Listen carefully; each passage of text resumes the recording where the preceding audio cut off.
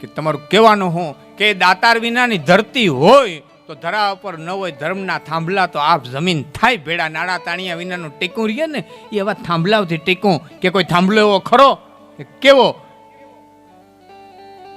કે માથાનું દાન દે એવો કોઈ ખરો અને એવો ગોતી આવો તો માનું કે તમારી વાણીમાં તાકાત છે કે બાપુ 3 દીમાં આવું.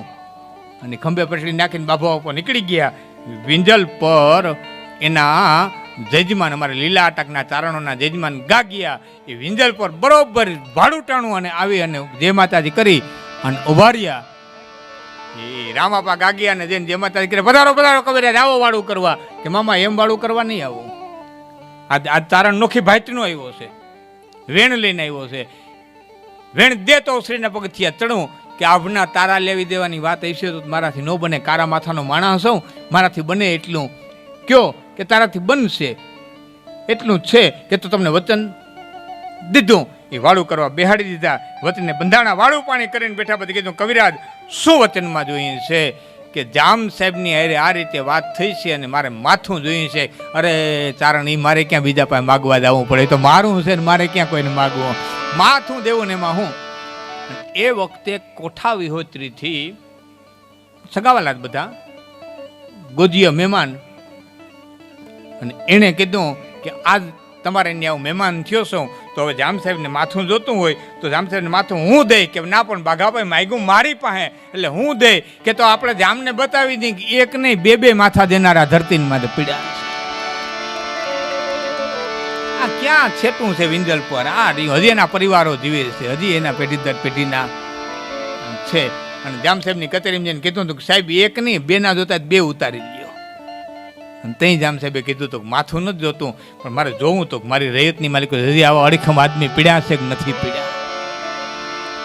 હા, મેં ફોટા રવાના કર્યા હતા મારા સાસરાને, ત્યાંથી હું ફોટા પાડી આવ્યો હતો અને ફોટા મેં ફેસબુકમાંથી રવાના કર્યા હતા બેયના. આ ક્યાં રામા જુગની વાતો છે ભાઈ? આ તો નો કરવું હોય બધી વાતો કરે. ગંગાજી જઈને લાકડી બોરીને કે નાવું જેટલી વાર લાગે પણ નથી નાવું લે તો કરી હું લ્યો હું એનું કરી હું લેવું? હા તાકાત, આ ઉર્જા, આ પાવર ક્યાંથી આવતી છે એ ભગવાન જાણે સાહેબ. પણ એની માટી નોખી છે. એ તો શંકર બાપા મને એમ લાગે. હા, દેવાજ બોદર જેથી મેં ત્યાં બહુ મોટી સપ્તાહ કરી બોદર દાયરાએ તેથી હું બોલ્યો તો પાછળ ફોટો રાખ્યો હતો આપણા દેવાજનો હૈદીભાઈ જાહલબેન અને ઉગાનો ફોટો રાખ્યો હતો. તેથી હું બોલ્યો તો કે આ 4 જે દેખાય છે ને આ ફોટાની માલિક તમે માનો છો કે એમને ભેરા થઈ ગયા હોય એક આંગણે? એ તો કુદરતના ક્રમે સારે સારની હરખાને મોકલ્યા હોય તેથી આવી ઘટનાઓ ઘટે. 999 પાદરની પ્રજાના ભાગ ફેરવવા 4 એક આત્મા આવ્યા હોય. હા, એમને નો ઘટે ભાઈ. આ ઘટનાઓ ઘટતી છે. હા, ઘણા એમ કહેતા અમને ગાંધીનગર મોકલી દો તમે નાઇટના કામ કરીએ, કોઈ કે અમને વાહ મોકલી દો તમે નાઇટના કામ કરીએ, અમને ક્યાં કામ બેહાડી દો તમે આ બધું કરીએ. ઘણા એમ કહેતા અમે નાઇટના ક્ષણે રજ છે, રજ નથી હવે તમે કપાઈશું સૌ. નાઇટને કે પગવારીને બેહવા નથી દેતી. આ નાઇટ ઘુમરે સડી તમારા પડતા પેજ સડી.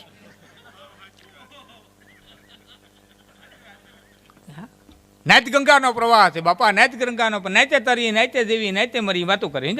નાઇટ ગંગાનો પ્રવાહ હું એ કહું છું નાઇટ ગંગાનો પ્રવાહ છે પણ મારા બાપુ હાકર પકડીને નાઈજો નકર નાઇટ તાણી જાય. હાકર પકડી નવાય ગંગાનો પ્રવાહ છે ના નહીં.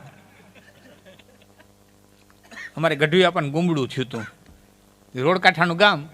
કે આ ગામ કયો તો ફલાણ તો ઓહો લે આપણને ગુમડું થયું હાલો ખબર કાઢી આવીએ.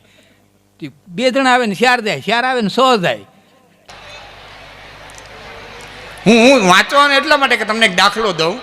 સીતાજીને ગોતતા ગોતતા રામ લક્ષ્મણ ગયા ને ત્યારે જટાયુ મળ્યા. જટાયુની અંતિમ ક્રિયા કરી રામે કરી, લાકડા ખડીકા આગ મૂકી. એ તો બધી આપણે ખબર છે, વાત નથી કરવી. એ જટાયુને જ્યારે અંતિમ ક્રિયા કરવા ગયા ત્યારે છેલ્લા શબ્દમાં જટાયુએ એમ કીધું તું, જટાયુએ રામને એમ કીધું તું. હવે સાંભળજો રામને હું કીધું. તમને એમ થાય કે લાખનજીભાઈ અમને શું કરો વાંચવાનું કે શું કરો વાંચવાનું કે એના માટે હું તને આ બે વાત કરું છું. પેલી જટાયુએ રામને કીધું કે હે રામ તમે જરાય ચિંતા ન કરતા, સીતા તમે જલ્દી મળી જાય. રામે કીધું એમ તમે કેમ કહી શકો? સીતા મને જલ્દી મળી જાય એમ તમે કેમ કહી શકો? કે રાવણે જ્યારે હરણ કર્યું ને ત્યારે વિંદ નામનું મુહૂર્ત હતું, વિંદ નામનું નક્ષત્ર હતું, અને વિંદ નામના મુહૂર્તની માલિક કોઈ પણની ચીજ ગુમ થઈ ગઈ હોય ને તો એના ધણીને તરત મળી જાય. કેટલું વાલ્મીકે લખ્યું છે, કેટલું જ્યોતિષ. એટલે હું કહું વાંચો. એટલે છેલ્લે ભાઈ કે 5 મિનિટ બોલજો, એટલે 5 મિનિટ માટે કંઈક શબ્દ કહું છું. ગીતા તમને મેં પાર્થ કીધો છે, યુવાનને મેં યોદ્ધો કીધો છે. એટલે ગીતાના 18મા અધ્યાયના 14મા શ્લોકની અંદર આમાં જેટલા ધંધારથી બેઠા હોય ને એને માટે ગીતાના 18મા અધ્યાયનો 14મો શ્લોક વારંવાર વાંચવાની વિનંતી કરું. જેટલા ધંધારથી બેઠા હોય એટલાને. પછી કોઈ પાણીનો ધંધો કરતા હોય, કોઈ મોબાઈલનો કરતા હોય, જાકુબ સિવાયનો.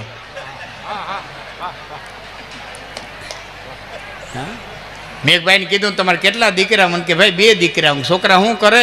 મને કે ઝીણકો છે હીરા ગહે ને મોટો મને ગહે.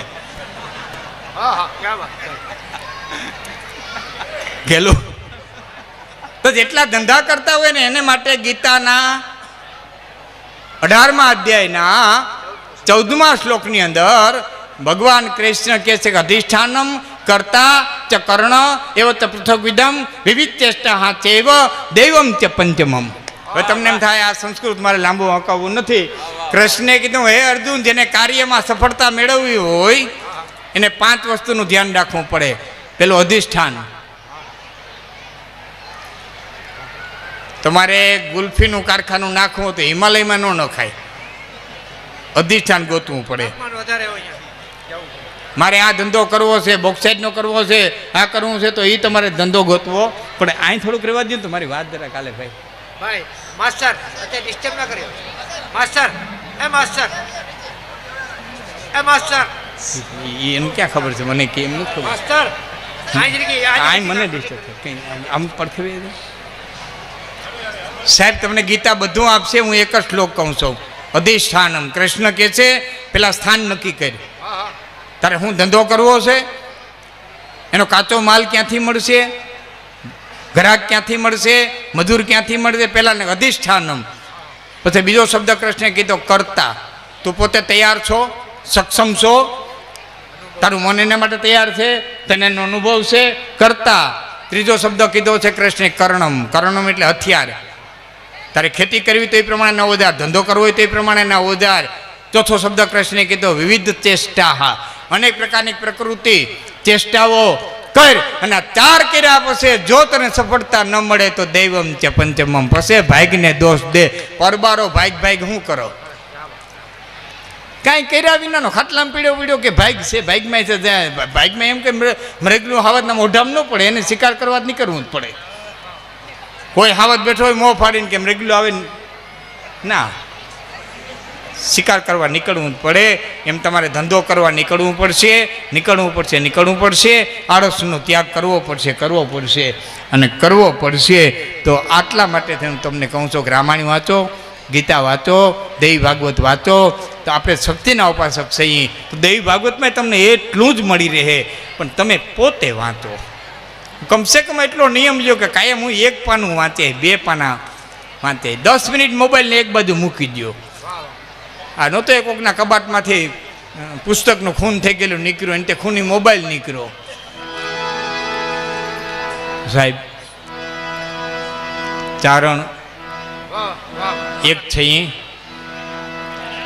અને છેલ્લો દુવો જે મારે તમને કહેવો હતો એ ફરીવાર યાદી અપાવી અને આપણે દુવો કહું છું.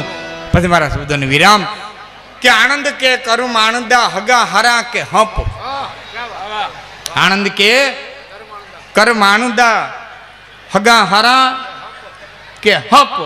એનો જવાબ દીધો તો કે છીપરી ફાટી અને ધ્રંગ હોવો. પછી લાપડિયા ધ્રમકંત. કારમીર પાણાની શિલાની માથે છીણો રાખીને ઘણનો ઘા મારો, પણ એવી પાકલ શિલા હોય કે એમાં છીણો ખૂતે ને ઉરડીને પાછો આવતો રહીએ, પણ એ શિલામાં તેથી તડી પડે અને માલિક કોઈ ધૂળ ભરાય તે માલિક કોઈ લાપડા નામનું ખડ મૂળિયા નાખી જાય ને લીલું ધ્રમક થઈને મજા કરતું હોય. એમ આપણા ભાઈઓમાં, કુટુંબમાં, ઘરમાં જ્યાં સુધી પૈસે ત્યાં સુધી શીણાવની તાકાત નથી આપણી વચ્ચે ખૂતી હગે. બાકી જે હંપ તૂટશે તેથી લાપડા મજા કરતા અહીં છે, લાપડા મજા કરતા.